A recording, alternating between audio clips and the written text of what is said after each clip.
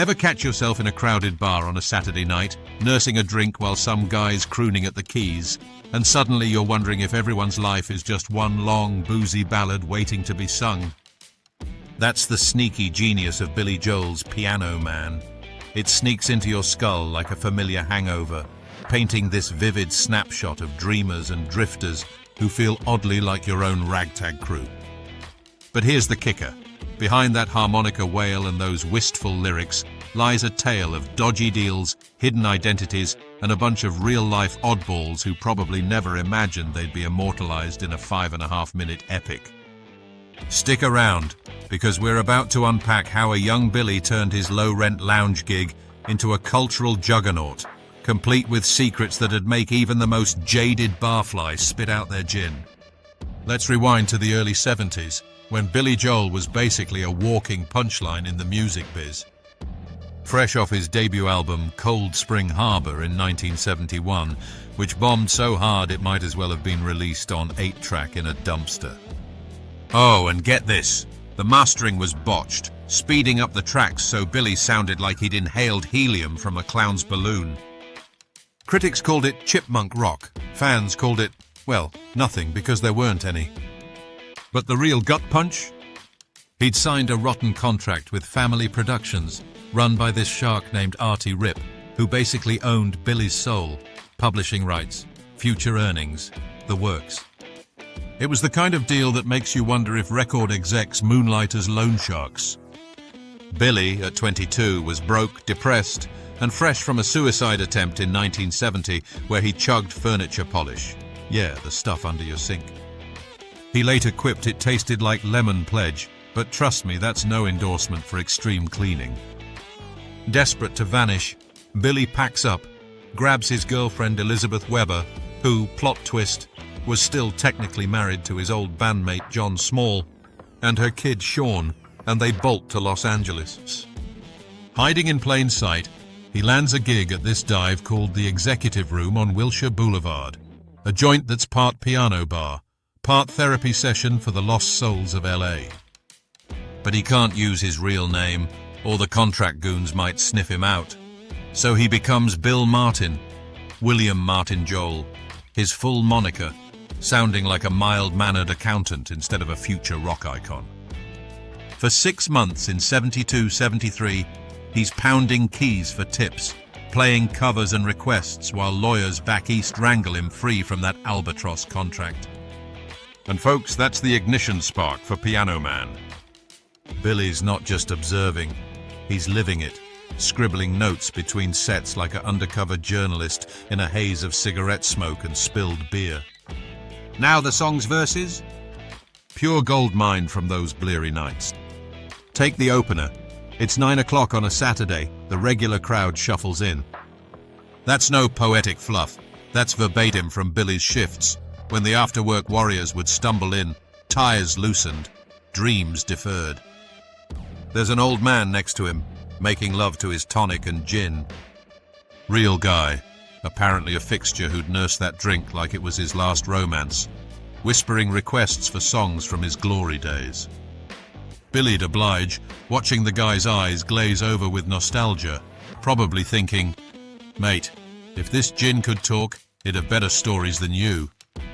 Then there's John at the bar is a friend of mine. He gets me my drinks for free.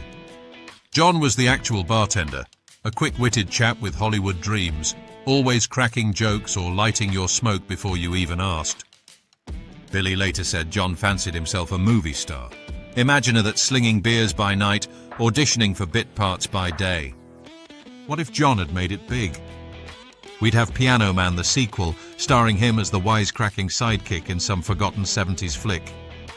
But the real meat, the chorus hits with "Sing us a song, you're the piano man, sing us a song tonight." That's the patrons egging him on, stuffing bills in his jar, bread as in cash, and moaning, "Man, what are you doing here?" Ouch, right? Billy was talented enough to sense the irony. Here he was, a classically trained pianist who'd boxed as a kid and fronted a heavy metal duo called Attila. Yeah, their 1970 album was this psychedelic screamfest critics dubbed the worst ever. But hey, at least it wasn't chipmunk speed. And those characters? All flesh and blood. Paul is a real estate novelist who never had time for a wife. Paul was legit. A property hustler scribbling his magnum opus between deals, wifeless and wordless, forever chasing that elusive bestseller. Billy smirked in interviews that Paul probably never finished it. What if he had? 50 Shades of Foreclosure, anyone? Then Davy, who's still in the Navy and probably will be for life. Davy, real name David Heinz, or so some tales go, was a sailor Billy bumped into, maybe in a Spanish pub or the bar itself.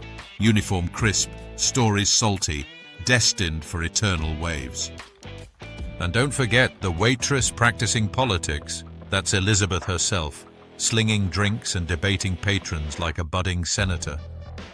She became Billy's first wife in '73, but spoiler, it crashed harder than a bad set. As Billy's grinding out these nights, the song coalesces over weeks. Melody first, that waltz-time rhythm evoking a smoky haze, then lyrics filling in like puzzle pieces. The harmonica. All Billy, channeling Bob Dylan, but with a barroom twist, wailing like a lonely train in the distance. It's dreamlike yet gritty, capturing that fleeting camaraderie where strangers bond over melodies and misery. But here's a cheeky what-if. Suppose Billy never escaped that contract. We'd have Piano Man as an underground bootleg, and he'd still be Bill Martin, belting out Happy Birthday for tipsy tourists. Instead, Columbia Records swoops in, buys out the deal, though Artie Rip's logo, that devilish imprint, haunted Billy's albums for years like a bad tattoo. Fast forward to the album Saga. Piano Man, the LP, drops in November '73, Billy's first with Columbia. Produced by Michael Stewart, it's a mishmash, folk rock vibes, some orchestral swells, but the title track anchors it like a barstool philosopher. Clocking in at 5:38, it's epic for radio, so they hack it down to 3:05 for the single, chopping verses like a butcher with a deadline. Initial reception? Meh. The album peaks at number 27 on Billboard. The single scrapes past 25, but it's bubbling under adult contemporary charts at number 4. Critics yawn. One called it pleasant but unremarkable, which is code for we'll eat our words later. Launch drama? Plenty. Billy's touring relentlessly, opening for acts like the Beach Boys, but crowds are sparse. Think crickets with amplifiers. He later joked about playing to empty seats, quipping, "I could have been home watching TV, but at least the echo was good." And that cover art? Billy in a scarf, looking like a brooding poet. Subtle nod to his hiding days, but fans mistook it for French flair. What if they'd gone with a bar scene? Might have spoiled the mystery. But oh, the ascent to legend. That's where it gets wacky. Piano Man simmers for years, then explodes post The Stranger in '77, when Billy hits stardom with Just the Way You Are. Suddenly folks rediscover the back catalogue, and Piano Man becomes his anthem, karaoke king, wedding staple, the go-to for every sad sack with a story. By '74, it's certified gold, today quadruple platinum. Billy closes shows with it, fans swaying like a human wave. Meanings deepen. It's about escapism, the shared loneliness in a crowd, how music stitches wounds. They sit at the bar and put bread in my jar. That's tips as salvation, a nod to busking roots. Ripple effects? It spawns parodies galore, The Simpsons Piano Man spoof, Family Guy gags, and covers from Garth Brooks' 2 twisted takes in drag shows. Odd tribute. In 2008, Billy belts it at Shea Stadium's Farewell, with Paul McCartney joining. Talk about full circle from Barfly to Beatles buddy. And the quirky aftermath? Buckle up. Wait, no cliches, but seriously. The executive room? Long gone, bulldozed into oblivion, but fans pilgrimage to the site like it's rock mecca. Elizabeth? Divorced Billy in '82 amid scandals, infidelity, financial woes, but she inspired lines that outlasted the marriage. Paul's novel? Still unpublished, far as we know. Maybe it's gathering dust in some attic, waiting for a reboot. Davy's Navy stint? Who knows? Perhaps he's retired, spinning yarns about that piano guy. Stage adaptations? Enter Moving Out in 2002, a Broadway smash by choreographer Twyla Tharp, weaving Billy's hits into a dance narrative. No dialogue, just bodies telling tales of Vietnam vets and lost loves. It snags Tonys, tours worldwide, proving Piano Man vibes translate to pirouettes. Obscure nugget. Billy once admitted the song pisses him off sometimes, too repetitive, quirky rhymes like Davy in the Navy. But he loves it like a rebellious kid. Cultural waves? It romanticizes dive bars, inspires singer-songwriters to mine the mundane, even pops in ads for everything from beer to therapy apps. What if Billy had stayed hidden? No Uptown Girl, no Madison Square Garden residency. He's been selling out there monthly since 2014, like a perpetual Saturday night. And here's a satirical swipe. In a world obsessed with auto-tuned pop princes, Piano Man endures because it's raw, no filters, just flawed folks harmonizing their heartaches. Billy's genius? Turning turmoil into timelessness, proving even a furniture-polished survivor can craft anthems. So next time you're in a bar, tip the piano player extra. Who knows, you might be funding the next legend.